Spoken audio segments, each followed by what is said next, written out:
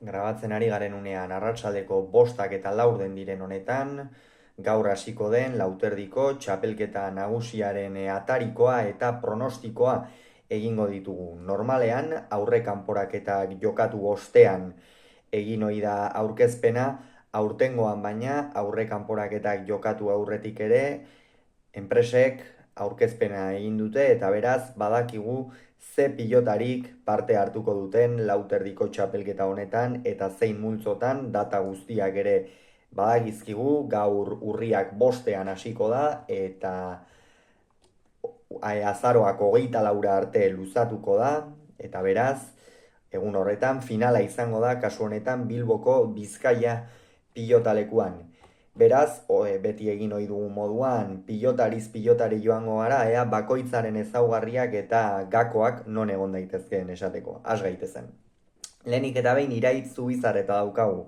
Ataundarrak aurretik ere jokatu izan du, Eusko Label txapelketako Lauterdiko aurre kanporaketaren bat edo beste San Fermin torneoa ere jokatua da, debutatu zuen urtean, eta beno, beti pilotari oso arriskutsua da, baina egia da, behar bada Lauterdiko batean urrunera iristeko edo ez dela halako pilotari bat, pilotari, motzean eta oso arriskutsua esan dugu, efektoak eta oso ongi menperatzen dituena, asko sakatzen du Lauterdian eta hori oso garrantzitsua da, eta behar bada teknikoki falta zaio apur bat beste pausu bat ematea, pilotari arriskutsua da, baina esan bezala irabazteko edo kontutan hartzeko modukoa ez. Iker Larrazabal, pixkanaka gora egiten ari da, Amurrioarra lehen urtean ere jokatu zuen, Lauterdiko txapelketa nagusia, aurten beste aukera bate izango du, jada lehen mailan konsolidatzen ari den pilotaria da, eta hori erabat, nolabaiteko arresi hori edo bota egin nahi du, ez jada lehen mailan txapelketa batean sartu eta hartara jada lehen mailako pilotari moduan konsagra daiteke,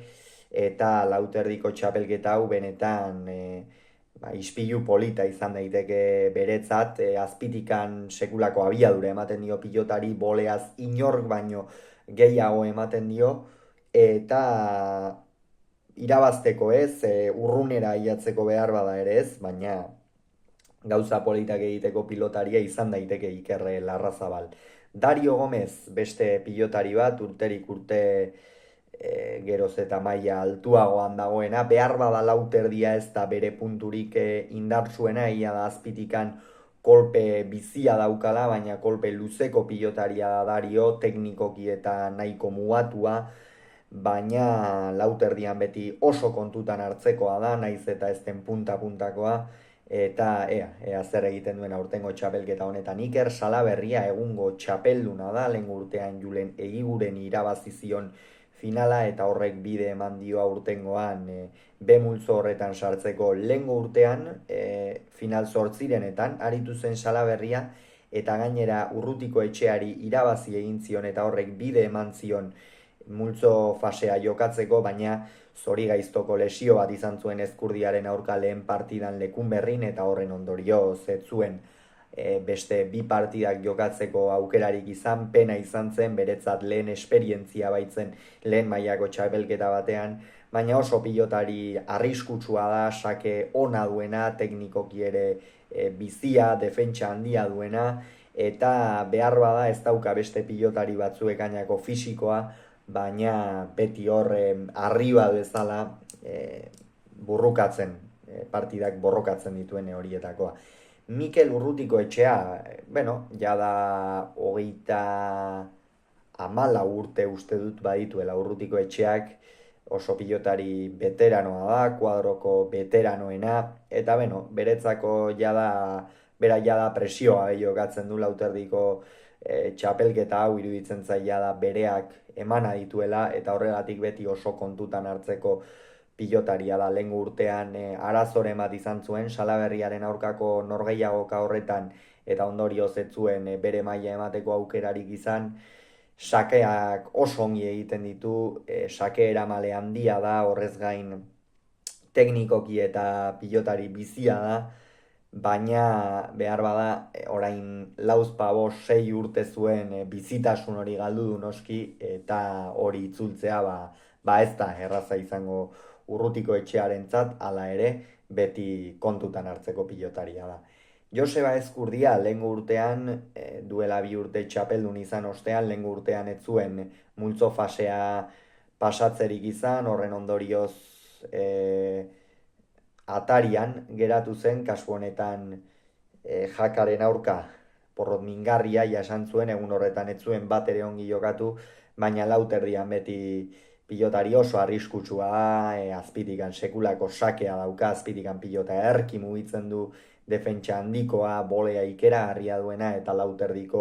oiarretako bat da zalantzari gabe, eta hor egon beharko lukenetako bat ere. Baita aurkari izango duen Iñaki Artola ere, egia da, San Mateoetan lesionatu egin zela, horrek behar bada mugatuko du, Artolaren maila ere, baina sartu baldin badute behintzat ongi egongo denaren seinale izan daiteke, eta Iñaki Artola ongi badago lauterdian oso pilotaria da. Azpitikan sake handia du, gero bizi mugitzen du bi eskuekin pilota, defentsa handia du, gainera urrutira ateratzen du aurkaria, eta beti oso pilotari arriskutsua esan bezala. Unai Laso ere berdin, azken finean pilotari bizkarretarrak egungo buruz-buruko azpitxapeldunak Jokin Altunaren aurka jokatu zuen final hori, gerora lesioa eta etorri zitzaizkion, eta ondorioz oker ez palima naiz pasaden urtean ez zuen parte hartzerik izan, aurtengoan final 8-renetatik hasi beharko du, presio handiko partida izango du, Dario edo Salaberriaren aurka zeinen kontra dela, eta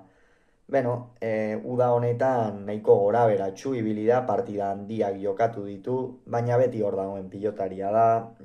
honek bai azpitikan pilota ongi mugitzen duela, pilotari elektrikoa da, ez dauka beldurrik edozein unetan bila joateko, eta hori lauterdian oso garrantzitsua da, eta Unai Lasok doai hori badauka, eta horre goian egon beharko lukenetako bat behar luke. Aitor Elordik buruz-buruko txapelketa irabazi zuen, orain 2 urte, lauterdian beti geixeago kostatu izan zaio, baina egun on batek harrapatzen badu edozein irabazteko gai den pilotaria da, alere iruditzen zait aurtengo txapelketa honek ez duela bere punturik onenean harrapatzen Elordi, boleaz eta ormabikoarekin min handia egiten duen pilotaria da, bole handia du, pilota azpitik bikain ibiltzen du, baina dominatzera pasatzeko arazoekin dabilazken hilabete hauetan, eta lauterdikoan hori ezpadu lortzen mintzat oso zaila izango da. Goraka datorren beste pilotaria Javi Zabala da. Javi Zabalak sekulako uda egin du,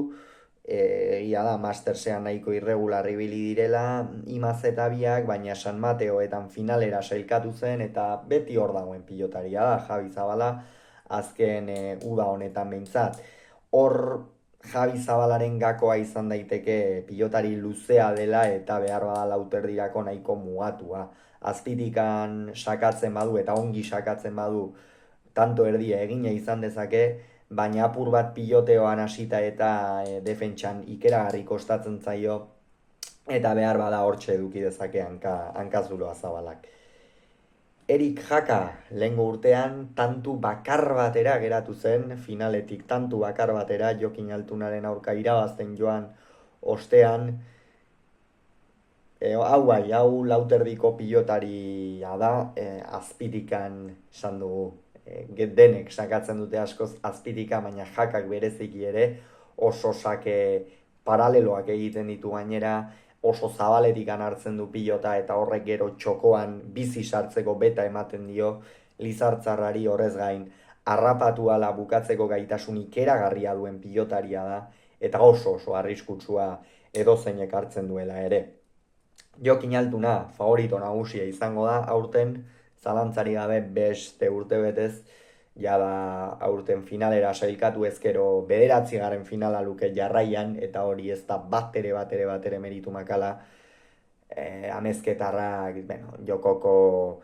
fase guztiak kontrolatzen ditu da, atzo ere ikusi genuen Masterseko partidan zelako erakustaldia eman zuen, bazekien iztuetak behar bada sufritu zezakela Nafarroarenan eta tantoak nola amaitu zituen Jokinek ikusgarria izan zen,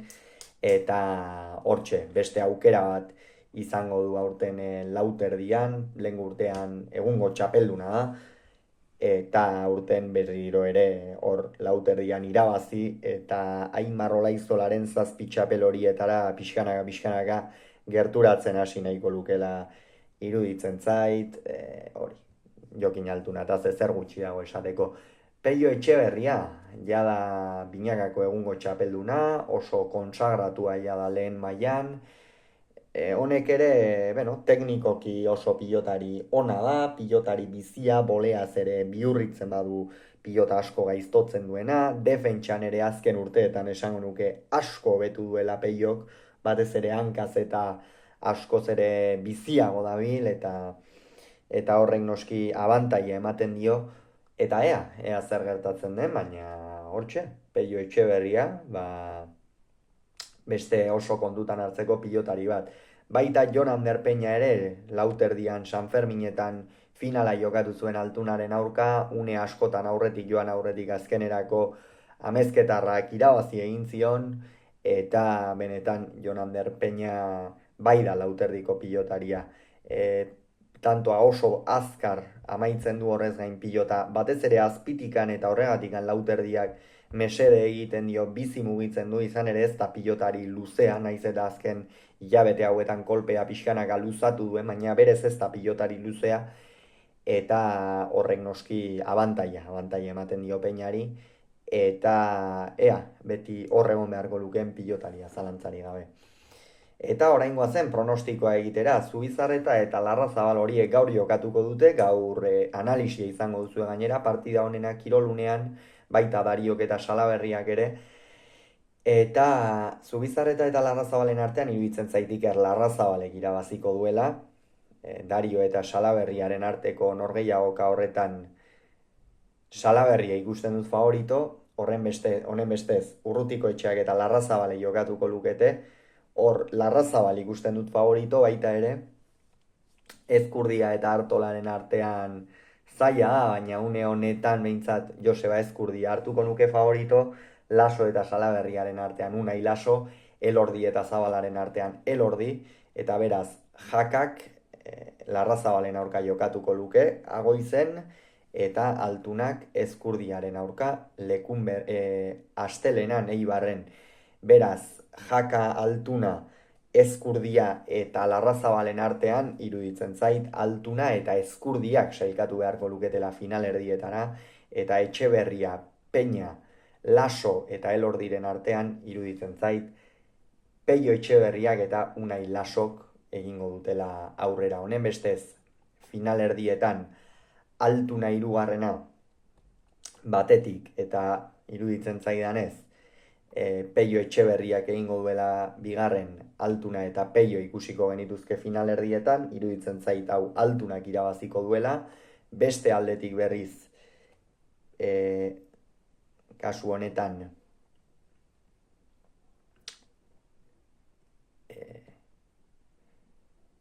Lasok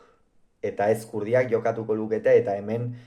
Unai Laso ikusten dut behar bada favoritoago, eta beraz Altunak eta Lasok jokatuko lukete finala, eta nik finalean Jokin Altuna ikusten dut favorito. Hauxe beraz gure pronostikoa, ea gero zer gertatzen den txapelketan,